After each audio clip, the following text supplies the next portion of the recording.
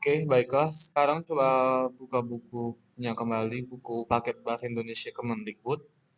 Buka buku halaman 50. Di sini ada kotak info yang warna biru. Ini harus dibaca semua ya.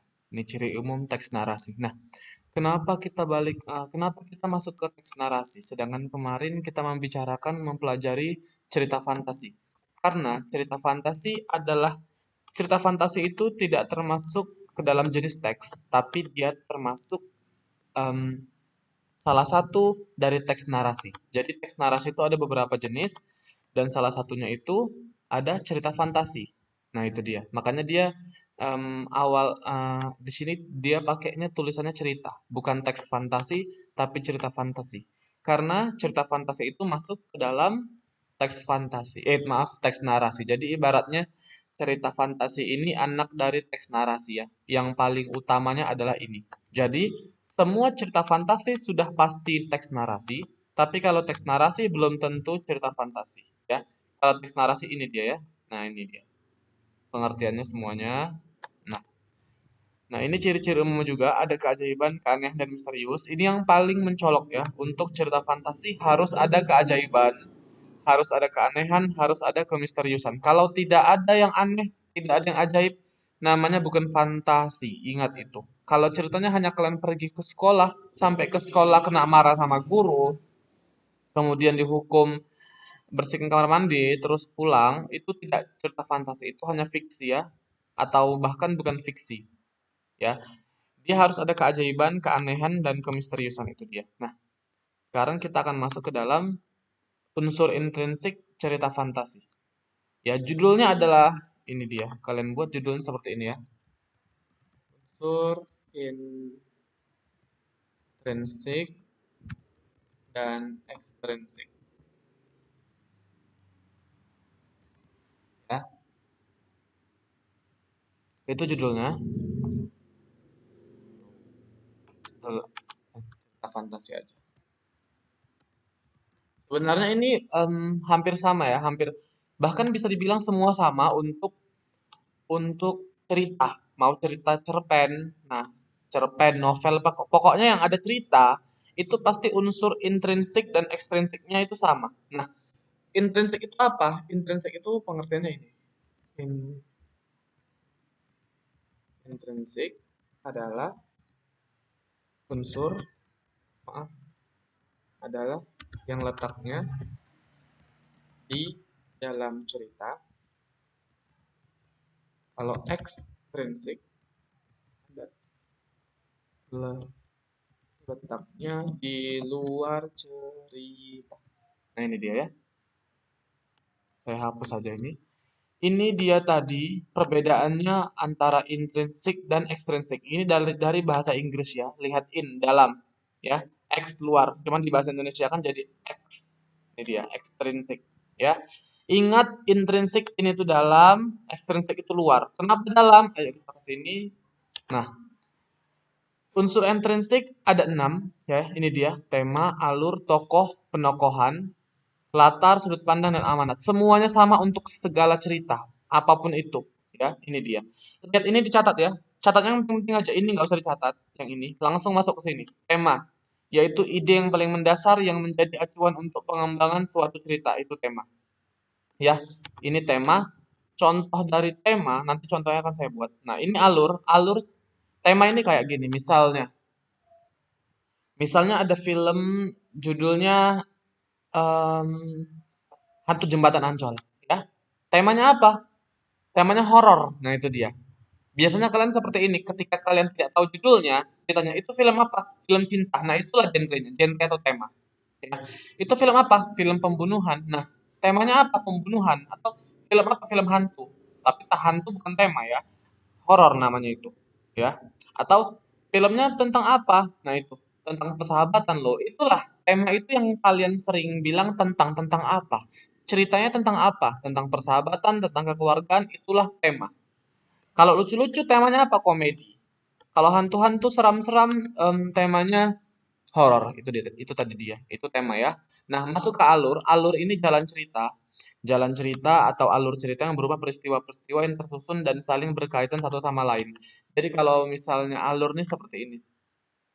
Coba alur Cinderella menurutmu gimana? Alurnya tuh yang pertama santai-santai, pengenalan tokoh, siapa-siapa aja tokoh-tokohnya. Setelah itu baru dia masuk ke konflik.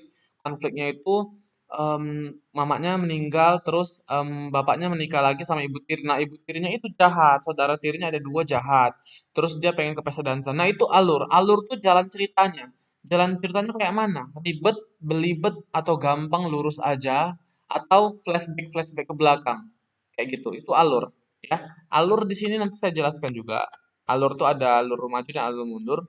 Ya, nah ini tokoh dan penokohan. Tokoh dan penokohan yaitu karakter dari pemeran atau pelaku. Ini ibaratnya kalau di film pemainnya ya, tapi bukan nama pemain. Contoh, judul sinetron apa yang di RCTI? Pemainnya siapa? Amarzoni. Bukan itu tokohnya. Dia berperan sebagai apa? Misalnya berperan sebagai Budi. Berarti tokohnya apa? Si Budi. Ya, Budi. Terus penokohannya apa? Penokohan itu sifatnya ya, karakternya. Budi, misalnya dia pemarah. Pemarah dan suka mencuri, itu dia. Atau dia baik dan pemberani. Nah, itu dia. Ya. Masuk ke latar, latar ini tempat ya. Latarnya itu apa? Di depan rumah, dalam rumah, kamar, kamar mandi, ruang tamu, masjid, hutan, dimanapun itu namanya latar. Ini gampang. Nah, sudut pandang ini mungkin agak susah, yaitu posisi pengarang dalam membawakan suatu cerita. Sudut pandang ini ada tiga: sudut pandang pertama, sudut pandang kedua ya, dan sudut pandang orang ketiga. Maaf, orang orang pertama, orang kedua, dan orang ketiga. Ya. Ini amanat. Amanat adalah pesan ya. Jadi kalau kalian nonton atau kalian baca cerita, nah jika ada pesannya, biasanya cerita itu ada pesannya. Pesan yang dia pesan yang baik ya. Meskipun itu sekalipun itu ceritanya cerita pencurian, tema utamanya adalah pencurian. Ini seorang bintang tokoh utamanya dia suka mencuri gini. Pasti ada amanat. Amanatnya apa? Mungkin nanti suatu saat si pencuri, si tokoh utama tadi masuk penjara atau jatuh miskin atau gimana. Nah, itulah amanatnya. Jangan mencuri. Nah, itu dia. Nah, sekarang akan saya tuliskan lagi unsur intrinsiknya ya. Unsur intrinsik tadi tema, tema. Langsung saya kasih contohnya aja. Aduh. Tadi pengertiannya itu, ini saya contohkan aja ya. Komedi, kekeluargaan, religi. Religi ini tentang Islam-Islam atau tentang agama-agama agama Kristen, itu pokoknya tentang agama, maaf, bukan tentang Islam-Islam. Religi ini tentang agama ya. Kemudian horor, pembunuhan, dan pendidikan. Oke. Nah, setelah tema tadi ada alur tokoh. Alur ya. Alur di sini terbagi dari dua. Alur majumu, dua. Gimana ya cara nulisnya nih bagusan? Alur maju. Di sini ada tiga ya. Maju, maksudnya alur maju, alur mundur, dan alur maju mundur. Nah, alur maju apa? Alur maju adalah ini saya langsung tulis di sini saja. Alur maju ini ketika jalan ceritanya normal. Normal atau gini, contohnya gini loh. Dia menceritakan dari hari ini, nanti pagi ini, kemudian siang, sore, malam, besok, besoknya lagi. Nah, itu alur maju. Langsung dia berderet. Jalan ceritanya normal sesuai waktu. Sesuai waktu. Nah, alur mundur ini flashback. Flashback itu kalian kalau nggak ngerti flashback, flashback atau menceritakan mana dia? Menceritakan masa lampau. Atau misalnya kayak gini.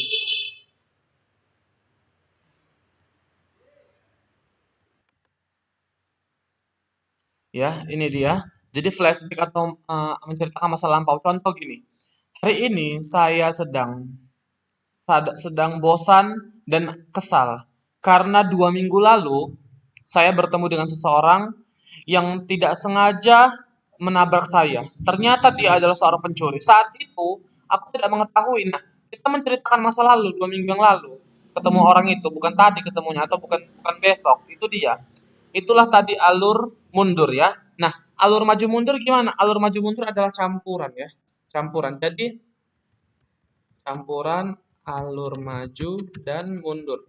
Jadi menceritakan nanti menceritakan untuk besok pagi atau bisa balik lagi, contoh kayak gini. Dengan cerita yang sama ya. Hari ini aku sangat kesal dengan pengalaman yang aku dapatkan minggu lalu. Aku bertemu dengan seseorang yang tidak sengaja menabrakku, tapi ternyata dia mempunyai niat lain. Dia mempunyai niat lain karena ternyata dompetku sudah hilang dan aku mencurigainya dia adalah seorang pencuri.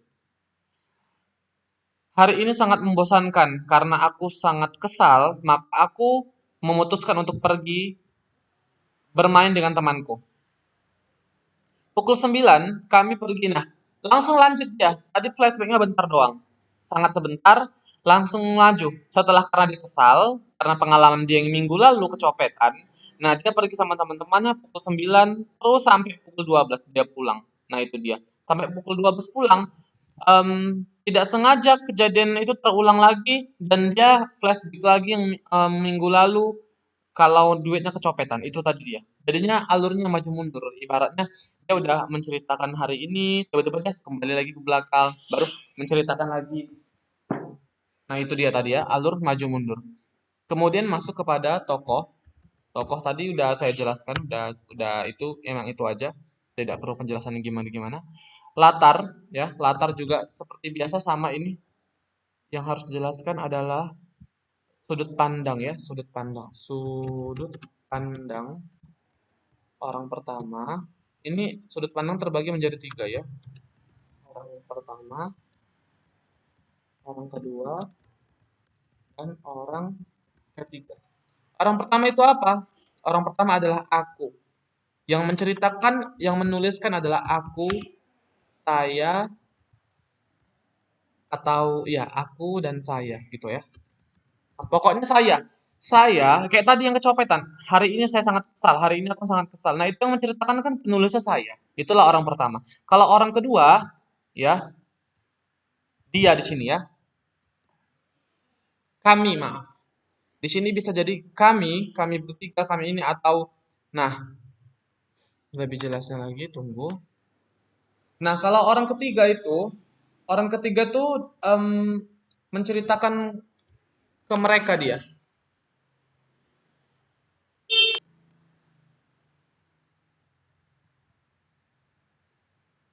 Baiklah, ini tadi ya. Maaf saya ada salah di sini. Di sini sudut pandang hanya ada dua, orang pertama dan orang ketiga. Orang ketiga itu dia yang maha tahu penulisnya. Biasanya itu dia atau mereka ya, atau mereka atau langsung nama orang ya, atau nama orang, nama tokoh maaf, nama tokohnya. Contoh seperti ini.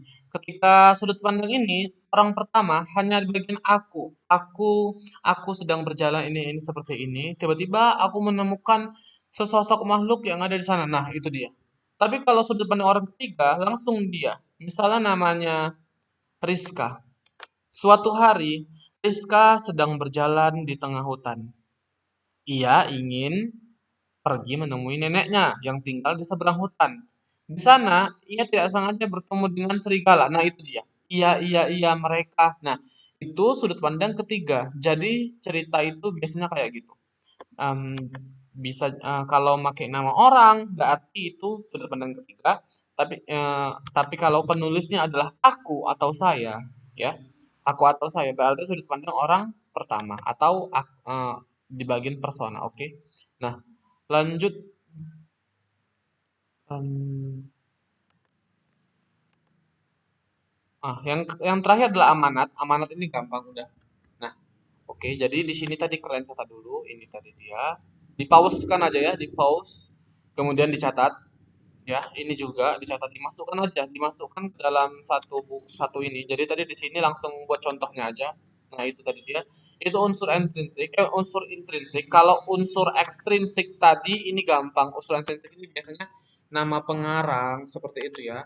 Nama pengarang atau penulis-penulis. Kemudian penerbit bukunya siapa, penerbit ceritanya. Kemudian tebal halaman atau jumlah halaman seperti itu ya. Kemudian kalau harga buku seperti itu, yang ini yang paling penting dalam pembelajaran biasanya adalah intrinsik ya. Nah, Sekarang tugas kalian adalah kemarin nanti akan saya lampirkan kembali. Em, carilah unsur intrinsik dari cerita kekuatan ekor biru Nataga. Oke? Ya, kekuatan ekor biru Nataga. Jadi seperti ini. Contoh, alur yang pertama, nomor 1, alur. Alurnya apa? Ya, alurnya bagaimana ya? Di sini kan tadi sudah ada penjelasan alurnya itu mana tadi? Nah, maaf nih tema dulu. Alurnya alur mundur atau alur maju mundur ya, itu tadi ya. Nah, yang kedua tadi tema ya. Temanya apa? Cari sendiri, apa terserah kalian. Tema. Harus benar, tidak mungkin Nataga itu horor ya. Lanjut tokoh-tokohnya siapa-siapa aja. Kemudian latarnya di mana aja, jangan satu. Kalau memang satu ya satu, tapi kalau ada beberapa, tulis beberapa. Sudut pandang keberapa, lanjut ke amanat. Hanya itu saja tugasnya. Silahkan lihat Google Classroom. Terima kasih. Baca buku, jangan lupa baca buku.